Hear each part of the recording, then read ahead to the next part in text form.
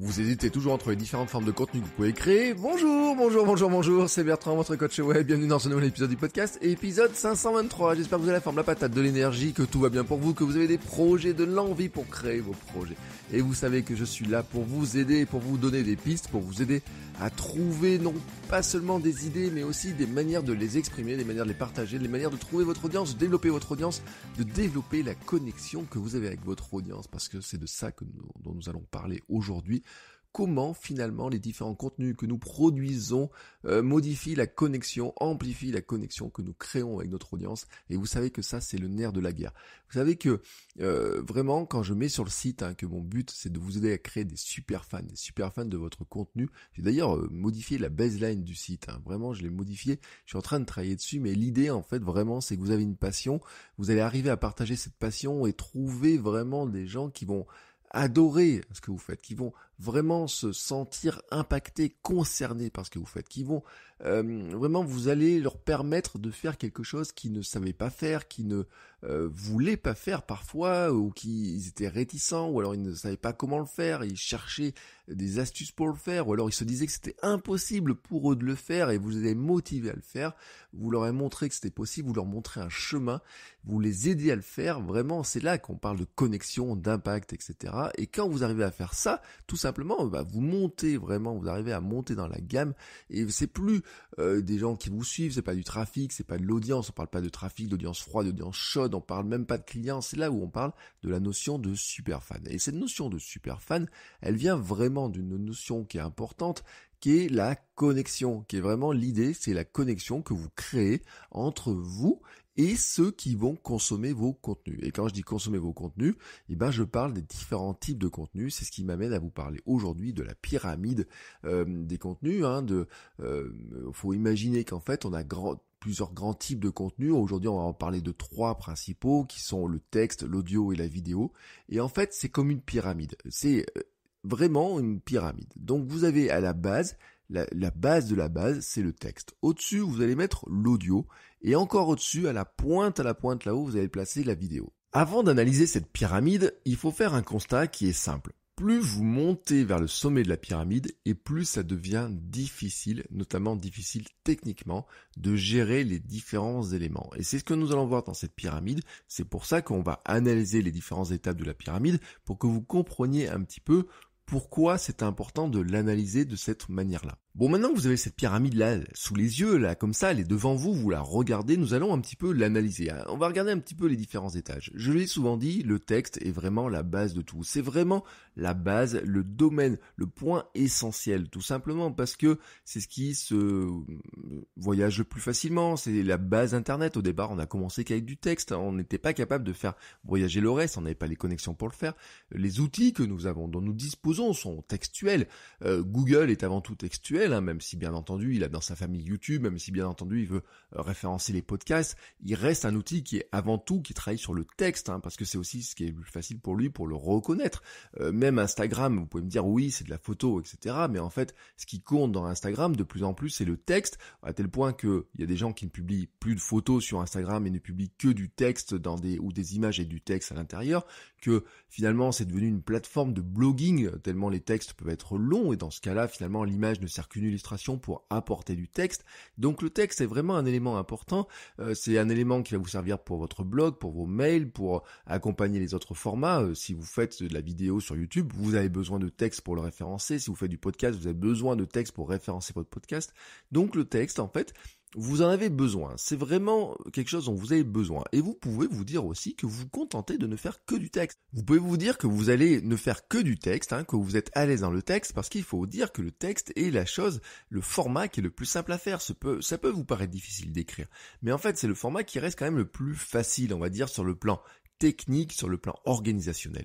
Vous avez le temps de le faire, vous n'avez pas besoin de matériel particulier, vous pouvez écrire avec tout un tas d'outils, n'importe quel outil, etc. peut le faire. Vous avez plein de manières de faire du texte. Vous pourriez même, j'ai envie de dire, et je le dis moi, parce que moi je dicte par exemple une grande partie de mes messages, mes mails, mes textes sont en grande partie dictés, mais je connais même des gens, tout simplement, et j'avais souvent cité le cas de Michel-Édouard Leclerc qui n'écrit pas dans son blog directement, mais qui, je sais pas comment il faisait, mais à une époque, si il le fait toujours pareil, il dictait dans son dictaphone le texte de son blog, et puis c'était sa secrétaire ou un relecteur qui tapez le texte, mais quand vous lisez, enfin tout simplement le blog, vous avez du texte devant. Donc on ne sait pas comment le texte il est produit, on ne sait pas s'il a fallu une journée, 3 jours, 2 heures, s'il a fallu le remodifier, le réordonner, le restructurer, s'il a été restructuré une fois, 2 fois ou 3 fois, parce que c'est ça aussi l'avantage du texte, c'est que votre billet de blog, il n'est pas mort, vous pouvez le restructurer, vous pouvez le reformater, vous pouvez le modifier, vous pouvez ajouter des éléments, vous pouvez dire « Ah, je me suis trompé sur quelque chose, je vais pouvoir le modifier, etc. » Vous pouvez restructurer, revoir les phrases, c'est vraiment un format qui est facile à gérer, qui est vraiment facile à faire, même si vous pouvez ne pas vous sentir très à l'aise dans le format texte, vous pouvez arriver tout simplement à faire du texte d'une manière assez efficace, soyons honnêtes. Ça va peut-être vous prendre plus de temps, peut-être ça va vous demander plus de travail de relecture, peut-être que ça va vous demander plus d'efforts au départ que vous en avez en vous disant j'arrive pas à trouver les mots, mais vous pouvez trouver toujours des moyens pour arriver à produire ce format texte. Et techniquement, en fait, le format texte est pas compliqué à faire voyager. Un simple mail vous permet de faire voyager du texte, créer un blog est devenu très simple, etc. Donc le texte, en fait, est une base qui est assez simple à maîtriser. Vraiment, je le dis, je le répète, ça peut vous sembler compliqué comme ça, mais le texte est une base qui est assez simple à maîtriser. Maintenant, passons à l'étage de l'audio. Quand vous montez d'un étage, donc vous passez à cet étage de l'audio, ça devient plus compliqué. Il y a le matériel à maîtriser, les conditions d'enregistrement, les petits bruits, les bruits parasites, savoir si votre salle est insonorisée ou pas, même si vous savez que moi je suis partisan du contenu minimum viable, c'est-à-dire de dire que finalement, l'idée c'est pas d'avoir un contenu qui soit parfait sur le plan technique, mais qui soit écoutable et surtout qui soit aimable. C'est pour ça d'ailleurs que je vais changer petit à petit la notion de contenu minimum viable. On va aller sur un contenu minimum aimable, adorable, qu'on a envie vraiment d'écouter, même si on sait que techniquement il y a des choses qui ne marchent pas, qui sont pas extrêmement perfectionnées, parfaites, etc. Même si ça ressemble pas à de la radio. Moi je dis il y a des gens qui veulent faire du podcast et que ça ressemble de suite à la radio. Et pourtant les podcasts que j'écoute le plus sont des podcasts qui sont enregistrés dans la voiture. Et vous voyez les streetcasters, le mouvement comme ça. Pourquoi ? Parce qu'il y a autre chose dans l'audio. Il y a un truc qui est extrêmement important dans l'audio, on en reparlera. Mais vous devez maîtriser votre voix, vous devez maîtriser un peu de montage, la diffusion devient plus compliquée. Même si on a des outils qui sont extrêmement simples, le podcast reste quand même un peu plus compliqué à diffuser que le format texte pur, hein, c'est un constat. Même si voilà, il y a des outils, je peux en reparler d'encore, on peut en parler tant qu'on veut. Les plateformes de podcast sont devenues très très simples, c'est devenu très simple de publier un podcast, soyons honnêtes, mais la difficulté technique est quand même supérieur par rapport au texte, ne serait-ce que parce que vous avez cet élément-là qui est important, c'est déjà, il faut un micro, des conditions d'enregistrement pour arriver à enregistrer, même si c'est pas un micro très important ou quoi que ce soit, le simple fait de se poser devant un micro, de commencer à parler dedans, augmente la difficulté technique, et notamment aussi, un truc qui est important, c'est que vous devez maîtriser votre voix, vous devez utiliser votre voix, et puis vous devez des fois aussi la réécouter au montage, souvent, vous devez maîtriser cet aspect montage qui est pas forcément simple, et donc vous devez gérer ça, et notamment vous dire « Ah oui, j'aime pas ma voix, j'aime pas comment je parle, là, c'est tic-là, j'ai dit ça, j'aurais pas dû le dire comme ça, etc. » Vous voyez, tout un tas de petites choses que, une fois que c'est enregistré, quoi. Vous n'allez pas pouvoir réenregistrer en partie des choses, et puis une fois que c'est diffusé, le podcast, par exemple, vous pouvez pas alors vous pouvez modifier le fichier MP3, le remettre, mais quelqu'un qui l'aura écouté une fois, il va pas le réécouter. Si vous avez modifié des éléments, si vous avez fait des choses comme ça, vous n'allez pas pouvoir mettre à jour régulièrement votre épisode de podcast. Donc l'audio est un format qui, techniquement, est quand même un peu plus compliqué à gérer que le texte. Mais ça se complique encore quand vous passez au niveau de la vidéo. La vidéo, c'est encore plus difficile parce que non seulement là, vous avez besoin de maîtriser votre voix, le son, mais il faut aussi ajouter la caméra, l'éclairage, le décor, comment vous êtes habillé, votre regard. L'installation prend plus de temps, le montage prend plus de temps. Le montage de la vidéo prend plus de temps que du montage d'audio. Vraiment, vous avez tout un tas d'éléments. Le stockage prend plus de temps. Alors, la publication, j'ai envie de dire que c'est peut-être la partie la plus facile dans la vidéo parce que avec une plateforme comme YouTube, maintenant, vous mettez votre vidéo dans n'importe quel format. Il vous en fait un format qui va pouvoir être regardable par tout le monde très facilement, quelles que soient les plateformes, etc. Là, vous n'avez vraiment pas besoin de vous en soucier. Mais pour arriver à une bonne qualité de vidéo, pour arriver à avoir une qualité d'image, de son, un montage, tout ça qui vous convienne vraiment, qui soit d'une belle qualité, qui soit d'une très bonne qualité, c'est beaucoup plus difficile que de le faire sur de l'audio et encore beaucoup plus difficile de le faire que sur du texte. Voilà, c'est le constat. C'est-à-dire que plus vous montez dans la pyramide et plus la difficulté technique pour avoir un contenu, un bon contenu, un contenu minimum viable et un bon contenu, un excellent contenu devient plus compliqué parce que à chaque fois vous ajoutez des difficultés techniques au fur et à mesure que vous montez dans cette pyramide. Alors maintenant vous allez pouvoir vous dire mais est-ce que ça vaut le coup finalement de monter dans cette pyramide? Et oui, parce qu'il y a quelque chose qui est important, c'est que plus vous montez dans la pyramide et plus vous augmentez votre impact sur l'audience. C'est-à-dire que le premier socle de texte vous permet d'avoir un premier impact dessus. Mais quand vous passez à l'audio, vous ajoutez une dimension dans l'intimité, dans la confiance. On commence à entendre votre voix. Et à ce moment-là, on entend votre manière de parler, votre rythme, la cadence de vos mots, l'énergie que vous allez mettre dedans. Et surtout votre passion, l'intensité que vous mettez dans votre passion, l'intensité avec laquelle vous allez le partager. Tout cela devient vrai, perceptible. Dans le texte, en fait, vous n'êtes pas capable de faire transparaître votre passion. On peut penser que vous parlez avec une voix monotone et triste, et que vous êtes peut-être passionné, mais voilà, on se dit que vous êtes tout mou quand vous parlez. Alors qu'en fait, du moment que vous parlez, tout d'un coup, là, on entend vraiment qui vous êtes, on sait vraiment qui vous êtes. Vous pouvez transmettre votre passion beaucoup plus facilement, parce que même s'il existe de nombreuses techniques d'écriture, il y a une chose qui reste vraie. C'est que quelqu'un qui lit votre texte, la voix qu'il entend, en fait, est la sienne. C'est la sienne qui lit votre texte. Et ils le font avec leur propre interprétation de qui vous êtes et leur propre état d'esprit à ce moment-là. En fait, s'ils se sentent tout mou, eux, ils vont vous lire vos textes en étant tout mou, tout simplement. Alors que quand vous passez à l'audio, vous pouvez faire ressentir votre énergie, votre force, votre passion. Vous êtes capable de transmettre ça beaucoup plus intensément. Vous pouvez mettre vraiment beaucoup d'intensité à l'intérieur, vous pouvez vivre votre contenu, vous pouvez vraiment avoir plus d'impact, vous augmentez vos chances qu'ils se connectent à vous, que votre audience se connecte à vous, tout simplement parce que vous êtes capable de leur transmettre quelque chose qui est beaucoup plus fort. J'ai même envie de dire que vous pouvez être capable de changer leur état d'esprit dans l'instant où ils sont, tout simplement parce que la motivation, par exemple, se passe beaucoup mieux par ce format-là. Le sourire, le rire se passe beaucoup mieux par ce format-là que déjà dans le texte, hein, parce que même si vous mettez des formules pour faire un peu d'humour, ça n'a rien à voir avec ce que vous êtes capable de faire en audio, ou en audio vous êtes capable de faire beaucoup plus. Et maintenant, c'est encore plus fort quand vous passez la vidéo, c'est vraiment encore plus fort quand votre audience voit votre visage, votre sourire, vos yeux, votre regard parle directement. Vous voyez, vous êtes en tête à tête. Imaginez, là, moi, devant mes yeux, j'ai un écran qui fait 23 pouces. Si je mettais votre tête en plein écran, on serait l'un face à l'autre. Vous voyez, votre tête aurait la même taille que ma tête à moi. Donc, on serait comme ça en connexion directe. Votre regard, là, si vous voyez votre vidéo, là, comme ça, devant moi, je verrai directement vos yeux. C'est d'ailleurs pour ça qu'il est extrêmement important de faire attention au regard, comment on le pose sur la caméra. Pour ça que je déteste aussi, par exemple, les téléprompteurs. C'est pour ça que je vous dis attention quand vous filmez avec un smartphone, ne vous filmez pas avec la caméra frontale parce que souvent vous regardez vous dans l'écran et vous regardez pas la caméra, et c'est extrêmement important de regarder avant tout la caméra. L'autre jour, j'ai encore vu une vidéo, une publicité, quelqu'un qui a dépensé de l'argent dans une publicité où il fait toute sa vidéo, pourtant c'est quelqu'un qui est assez connu, il fait toute sa vidéo en se regardant dans l'écran plutôt qu'en regardant directement l'objectif. Donc vraiment dans la vidéo, c'est important vraiment d'être en connexion, de regarder directement les personnes dans les yeux, de faire passer ce qui est encore plus fort, c'est-à-dire vous augmentez la connexion. Vous êtes capable d'augmenter le ressenti, vous êtes capable d'augmenter beaucoup de choses, tout simplement parce que les gens vous voient, ils voient votre sourire, ils voient si c'est un vrai sourire, si c'est un sourire qui est, j'ai envie de dire, un petit peu forcé, si vous vous sentez stressé ou si vous vous sentez passionné, si ils voient si vous bougez les bras, si vous êtes en mouvement. Quand vous apparaissez ainsi dans une vidéo, vous êtes capable d'augmenter le degré d'intensité, le degré de connexion, tout simplement, que vous êtes capable de créer, parce que votre audience a le sentiment de vous connaître, elle vous voit là devant elle, vous avez l'impression qu'elle vous parle les yeux dans les yeux, et en fait vous avez le maximum d'impact. Et on le voit très bien avec les youtubeurs, les fans des youtubeurs ont l'impression que c'est un ami qui leur parle.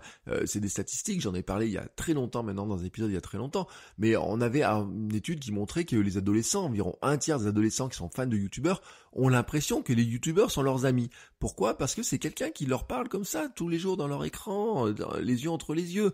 Ils oublient presque cette notion finalement que le youtubeur il parle à un appareil photo, il parle en fait à des millions de personnes en même temps, mais tout simplement il leur parle, il est là directement devant eux, là directement dans l'écran. Alors vous imaginez en fait le poids, la puissance que ça a tout simplement d'avoir quelqu'un qui revient comme ça tous les jours vous parler en ami, qui vous regarde droit dans les yeux et qui vous dit bah tiens je connais ton problème, je sais de quoi tu as besoin, je sais comment t'aider, voici moi comment j'ai fait, je te raconte des blagues, je te fais sourire, je peux t'aider à te raconter des choses, etc. C'est un impact qui est extrêmement fort. Maintenant, voilà, le but de cet épisode, c'est de vraiment vous sensibiliser sur l'importance de comprendre cette pyramide. En fait, elle vous permet de vous situer dans vos compétences personnelles, mais aussi de savoir quel type de contenu vous pouvez faire et de savoir pourquoi vous voulez monter dans la pyramide. En fait, souvent, quand on veut choisir un type de contenu que l'on va faire, on va regarder un petit peu les modes. Il y a eu, bien sûr, les blogs, il y a eu le texte. Ensuite, on va dire, on peut faire du mail quotidien, des choses comme ça. Ensuite, on va pouvoir se dire, tiens, il y a eu la vidéo, YouTube a eu un grand boom, et puis là, on a le podcast, la vague du podcast. On dit le podcasting, c'est le new blogging, etc. Enfin, vous voyez, toute cette stratégie comme ça. Donc, on va dire, on y va souvent pour des modes. Et en fait, ce qu'il ne faut pas oublier quand vous choisissez ce type de format, c'est que vous y avez d'abord un palier technique. Vous avez vraiment un premier palier technique. Mais ce qui est important, c'est d'aller au-delà du palier technique. C'est de considérer qu'en fait, vous allez ce palier émotionnel, ce palier de la connexion, ce lien plus fort qui se crée. Et quand vous montez dans les paliers, vous ne devez pas oublier que vous le faites justement pour ça. Vous ne montez pas dans les paliers, vous ne passez pas du texte à l'audio et à la vidéo pour répondre à des modes juste parce que vous dites ça serait sympa de le faire, mais vous le faites parce que vous savez que vous allez mettre dedans les ingrédients qui vont vous permettre d'augmenter l'impact que vous allez mettre, que vous allez augmenter l'intensité, que vous allez augmenter la connexion. Quand vous faites un podcast, ce n'est pas prendre votre texte, écrire et le lire, il faut y ajouter l'intensité. Il faut faire en sorte que vous puissiez vivre votre podcast, que les gens qui vont écouter votre podcast soient vraiment avec vous dedans, qui vous ressentent vraiment l'énergie que vous allez mettre dedans, qui ressentent votre passion, qui ressentent votre expertise, qui ressentent vos compétences, qui ressentent votre envie de le partager, qui ressentent vraiment que vous êtes là pour les aider dans ce que vous êtes en train de leur raconter. Et la vidéo vous permet de monter encore plus, dans cette échelle de connexion, de montrer encore plus votre passion pour ce sujet. Vraiment, vous êtes capable de faire beaucoup plus que ça. Donc si vous décidez de monter dans la pyramide, ne considérez pas seulement la technique, mais faites-le pour augmenter clairement l'impact que vous avez sur votre audience et pour augmenter ce degré de connexion que vous créez entre vous et votre audience. Et c'est exactement en réfléchissant de cette manière, vraiment en pensant de cette manière-là, que vous allez créer les conditions qui vont vous permettre de créer petit à petit cette relation que nous cherchons tous à créer cette relation. C'est-à-dire, c'est de passer d'un trafic très froid au départ, qui vous découvre un petit peu comme ça par hasard. Vous avez fait des efforts qui pour vous découvrent, mais finalement, il y a toujours une part de hasard dans la découverte. Donc, il vous découvre, c'est un trafic. Petit à petit, vous allez convertir dans une audience qui devient fidèle, que vous allez commencer à connaître. Peut-être vous allez récupérer des mails, il va s'abonner à votre chaîne, s'abonner à votre podcast. Donc déjà, vous avez une espèce de connexion qui va augmenter.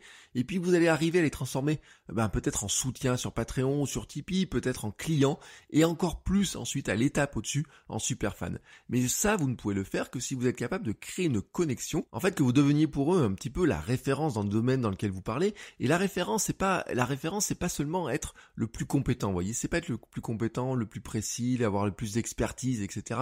Non, en fait, souvent la personne à laquelle vous allez penser tout de suite quand vous pensez à un sujet en particulier, c'est la personne qui a le plus d'impact sur vous parce que tout simplement elle a créé un lien, elle a créé une connexion qui est beaucoup plus importante que juste le fait de vous partager des contenus, le fait de vous partager des astuces, des techniques, de vous partager son expérience. En fait, elle partage beaucoup plus que ça. Et ça passe par la maîtrise de ces différents canaux. C'est pour ça que vraiment, quand vous réfléchissez à ces différents canaux, réfléchissez pas seulement sur le plan technique, réfléchissez pas seulement sur le plan de la difficulté, mais dites-vous que quand vous passez d'un cap à l'autre, vous devez tout simplement le faire en augmentant, en mettant toutes les chances pour vous, que pour que vous arriviez tout simplement à mettre en place ce degré de connexion pour arriver à profiter au maximum, de maximiser, je ne sais pas si on arrive à le dire comme ça, mais de maximiser le lien que vous créez entre vous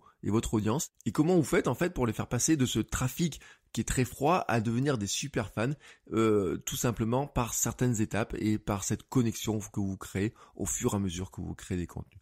Voilà, c'était mon conseil de la semaine, mon épisode de la semaine. Si vous voulez plus de contenu, je vous invite bien entendu à vous abonner au podcast si c'est pas déjà fait. Et puis vous pouvez venir aussi, je vous mets dans les liens dans la note de l'épisode. Je vous rappelle, vous faites votrecoachweb.com/523 pour avoir tous les notes de l'épisode. Mais sinon, dans la description de cet épisode, dans votre player de podcast, vous avez aussi le lien vers mes emails secrets, dans lequel je donne des conseils complémentaires. J'ai augmenté sur le mois de juin ma dose d'emails. Je suis passé sur une expérimentation de mail quotidien. Je vous ferai un bilan dans quelques jours, parce qu'on est bientôt à la fin du mois de juin, donc je pourrais faire un bilan de mes 30 jours de mail quotidien, de vous dire ce que j'en ressors, comment j'en ressors moi, quels sont les constats, mais aussi quelles sont les stratégies que j'ai mises en place tout simplement pour éviter de saouler les gens en envoyant tous les jours des mails.